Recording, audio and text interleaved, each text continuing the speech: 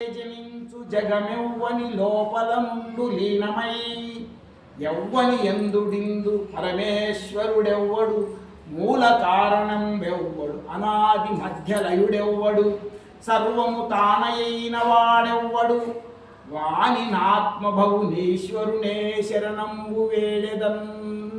ఇప్పుడు అనుకుంటుందంట, ఎవరో ఈ సృష్టిని దేవుడు సృష్టించినారు, ఈ అడవి ఎవరు సృష్టించినారు, ఈ కోనేరు ఎవరు సృష్టించినారు, ఆ మొసలు ఎవరు సృష్టించి నన్ను ఎవరు సృష్టించినారు. మరి ఇంత ముందంతా కూడా అంతమంది ఏనుగులతో కలిసి అడవి అంతా తిరుగుతూ విచ్చలవిడ తిరిగినప్పుడు ఎప్పుడు గుర్తుకు రాలే ఈ విషయం. ఇప్పుడు గుర్తుకొచ్చింది. ప్రాణాపాయ స్థితిలో ఇంకా శక్తి అంతా కోల్పోతున్నప్పుడు ఇప్పుడు గుర్తుకొచ్చింది. కానీ ఆయన ఎవరో గుర్తుకు రాలి. హే కృష్ణ రక్షించు అనలే, గోవిందా రక్షించలే, పరమేశ్వర రక్షించలే, సుబ్రహ్మణ్యేశ్వర రక్షించలే, ఎవరి పేరు పిలిచలే. ఎవరు ఈ సృష్టి అంతా చేసినారో, ఎవరు సృష్టి స్థితి లయకారకులో, ఎవరు దీనికంత మూల కారణం ఎవరో, ఆది అంత్యము లేకుండా ఆది అంత్య మధ్య అనేటివి ఏవి లేకుండా ఎవరైతే ఉన్నారో వారు వచ్చి నన్ను కాపాడాలా అని ప్రార్థించింది.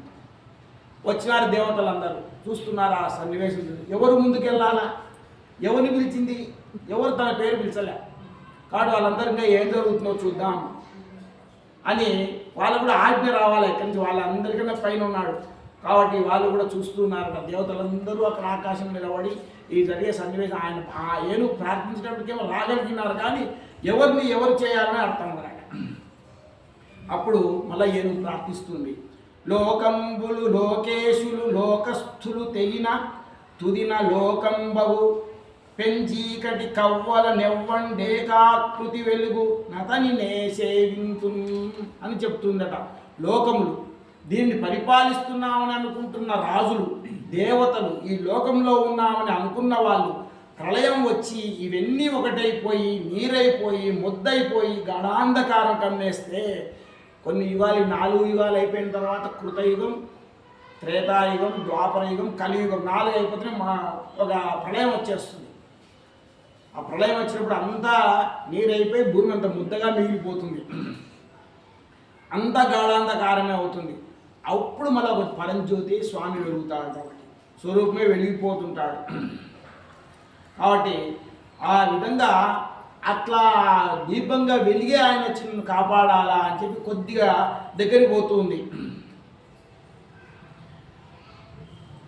ఎటువంటి మహాపురుషుడైన వాడు కూడా తాను ఒక్కడే ఉండి అనేకులుగా కనపడుతున్న వాడెవడో అలాంటి వాడిని ఎవరూ స్తుతి చెయ్యలేరో, ఆయన చేసే పనులను ఎవరు గుర్తుపట్టలేరో, ఎవరు చెప్పలేరో అటువంటి వాడు నన్ను రక్షించుగాక అని చెప్పి మనసులో ప్రార్థన చేసుకుంటూనే ఉంది.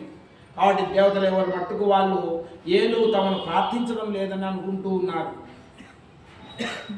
ఎందుకంటే అనేకులుగా ఎవరైనారు, శ్రీ మహావిష్ణువే అయినాడు. కాబట్టి అనేకులుగా మారిపోయి ఒక్కడిగా కనిపించి ఆ భగవంతుడే నన్ను వచ్చి రక్షించాలా అని చెప్పి అనుకుంటుంది, సంకల్పం చేసుకుంటుంది. అప్పుడు మళ్ళీ ఏనుగు ఇంకా ప్రార్థన చేసుకుంటూనే ఉంది. కలడందురు దీనులయడ కలడందురు పరమయోగి గణముల పాలంగలడందు రన్ని దిశలను కలడు కలందనడి వాడు కలడో లేడో అనుకుంటుంది.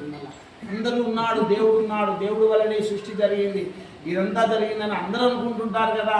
మరి నేను ఇంత ప్రార్థిస్తున్నానే, నా మాటలు వింటున్నాడో లేడు, అసలు ఉన్నాడో లేడు, మళ్ళీ సందేహం వచ్చింది. ఆయన వచ్చింది రక్షించాలా అన్నాడు అని ప్రార్థించింది. నేను ప్రార్థిస్తున్నటువంటి ఆయన అసలు ఉన్నాడా లేడా, నా మొర వింటున్నాడా వినలేదా, ఆయన రక్షించగలడా రక్షించలేడా అని అనుకుంటుంది. మళ్ళీ సందేహం వచ్చింది కాబట్టి మళ్ళీ అక్కడ దేవతలందరూ కూడా ఎవరు ఏం చేయకుండా ఉన్నారు.